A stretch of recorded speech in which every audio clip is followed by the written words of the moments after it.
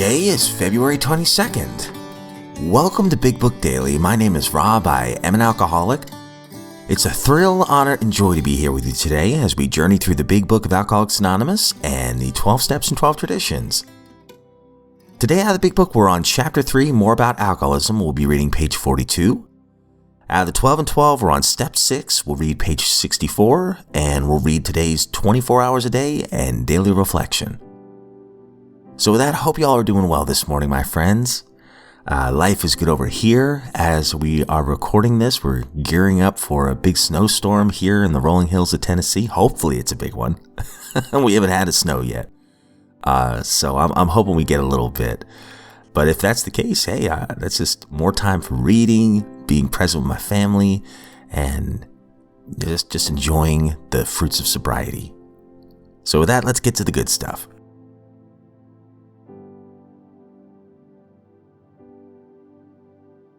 All right, my friends, so if you recall from yesterday's reading, we've been hearing about this man named Fred, who is pretty much our fourth demonstration of this mental obsession. And we learned something else here. He says, I saw that willpower and self-knowledge would not help in that strange mental blank spots, talking about if he had the mind of an alcoholic. So we're going to continue his story on page 42. Two of the members of Alcoholics Anonymous came to see me. They grinned, which I didn't like so much, and then asked me if I thought myself alcoholic, and if I were really licked this time. I had to concede both propositions. They piled on me heaps of evidence to the effect that an alcoholic mentality, such as I had exhibited in Washington, was a hopeless condition. They cited cases out of their own experience by the dozen. This process snuffed out the last flicker of conviction that I could do the job by myself.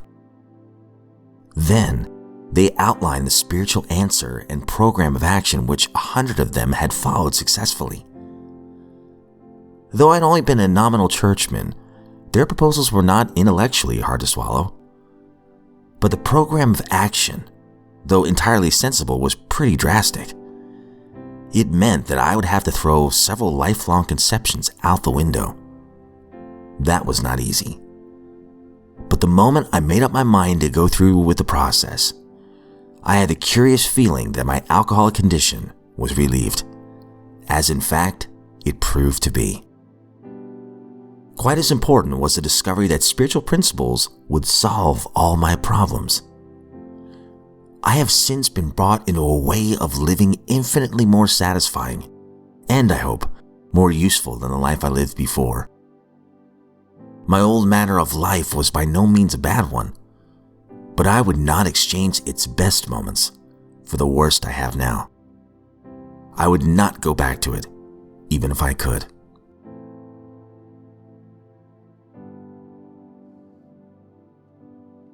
Out of the 12 and 12, we're on Step 6.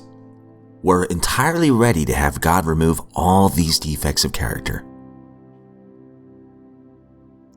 And if you recall from yesterday's reading in Step 6, one of the last lines we read was, but when I became willing to clean house and then asked a higher power, God as I understood him, to give me release, my obsession to drink vanished. It was lifted right out of me. So yeah, we're going to continue that thought on page 64. In AA meetings all over the world, statements just like this are heard daily. It's plain for everybody to see that each sober AA member has been granted a release from this very obstinate and potentially fatal obsession. So in a very complete and literal way, all AAs have become entirely ready to have God remove the mania for alcohol from their lives. And God has proceeded to do exactly that. Having been granted a release from alcoholism, why then shouldn't we be able to achieve by the same means a perfect release from every other difficulty or defect? This is a riddle of our existence, the full answer to which may be only in the mind of God. Nevertheless, at least a part of the answer to it is apparent to us. When men and women pour so much alcohol into themselves that they destroy their lives, they commit a most unnatural act. Defying their instinctive desire for self-preservation, they seem bent upon self-destruction. They work against their own deepest instinct. As they are humbled by the terrific beating administered by alcohol, the grace of God can enter them and expel their obsession. Here, their powerful instinct to live can cooperate fully with the Creator's desire to give them a new life. For nature and God alike abhor suicide. But most of our other difficulties don't fall under such a category at all. Every normal person wants, for example, to eat, to reproduce, to be somebody in the society of his fellows. And he wishes to be reasonably safe and secure as he tries to attain these things. Indeed, God made him that way. He did not design man to destroy himself by alcohol, but he did give man instincts to help him stay alive.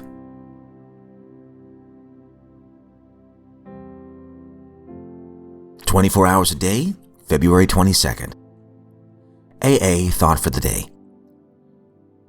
Now we can take an inventory of the good things that have come to us through AA. To begin with, we're sober today. That's the biggest asset on any alcoholic's books. Sobriety to us is like goodwill in business. Everything else depends on that. Most of us had jobs which we owe to our sobriety.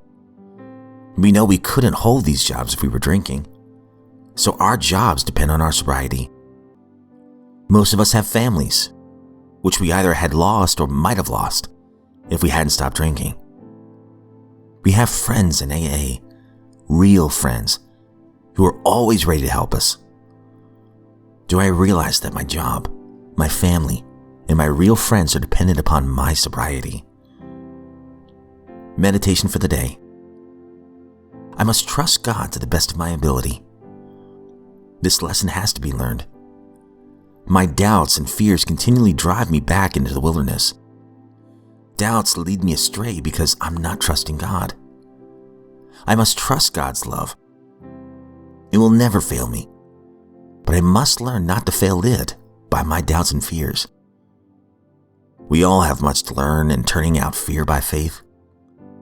Our doubts arrest God's work through us. I must not doubt. I must believe in God and continually work at strengthening my faith. Prayer for the day. I pray that I may live the way that God wants me to live. I pray that I may get into that stream of goodness in the world.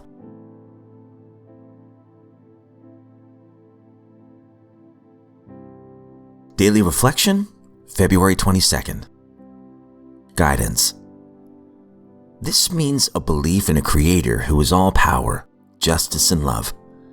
A God who intends for me a purpose, a meaning, and a destiny to grow, however haltingly, towards His own likeness and image. As Bill sees it, page 51. As I began to understand my own powerlessness and my dependence on God, as I understand Him, I began to see that there was life which, if I could have it, I would have chosen for myself from the beginning.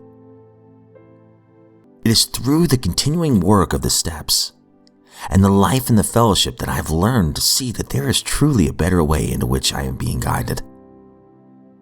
As I come to know more about God, I am able to trust His ways and His plans for the development of His character in me. Quickly or not so quickly, I grow towards His own image and likeness. All right, my friends, that concludes today's reading. And man, some great stuff. My goodness. Well, real quick about Fred. I love what he says on that last page we read. I wouldn't trade my worst days in sobriety for the best days I had drinking. That sounds far-fetched, but I can relate to that. And I think it's because even in my worst days, I have a program. I have practical ways to deal with adversity. Where in my best days drinking, I didn't have that. It was kind of a false sense of confidence in things.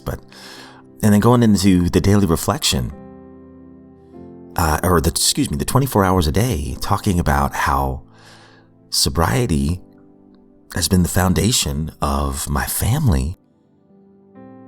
Like if I weren't sober today, if I had to continue to drink, I would have lost my family. Okay, I don't know if I've ever shared this, but like my wife and I, for instance, our marriage was in pretty rough shape, or when I hit bottom. But as I went through the steps in recovery and everything, I realized I needed to make amends, direct and indirect. And I needed to work on my marriage to control what I could control and try to be a better man.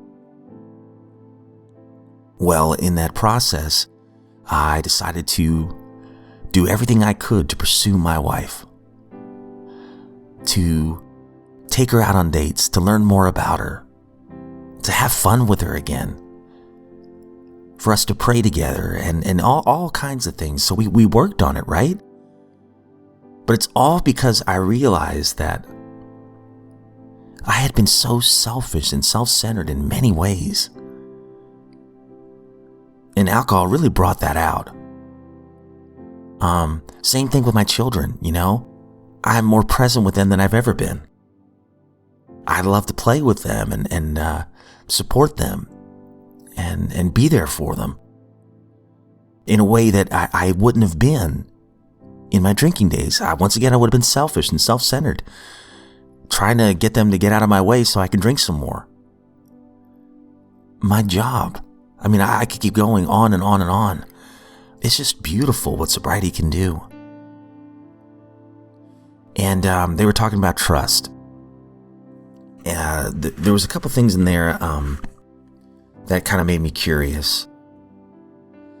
I don't know if I'll ever get to the point where I never doubt or never have doubts. But I heard this line one time. And it was that faith is not the absence of doubt. Faith is trust in the presence of doubt. And I often heard somebody else say, it was kind of short and sweet, but I like it. Even when I can't track my higher power, I can still trust him. And I have tangible evidence that he's working in my life. The fact that I woke up sober today is one of them. A very, very big one. But all right, my friends, I've rambled on enough. I hope you have a great day today. And if you are sober, I hope you realize you're a miracle. And you're giving a great gift to those around you. And you have a unique superpower to help the next suffering alcoholic, or anybody else for that matter. And if you're not sober, I hope you know that you're a miracle as well, and your story's not done. You are worthy of recovery, and I pray you get the help you need today. But my friends, if we're given another set of 24 hours, I sincerely look forward to seeing you right back here tomorrow.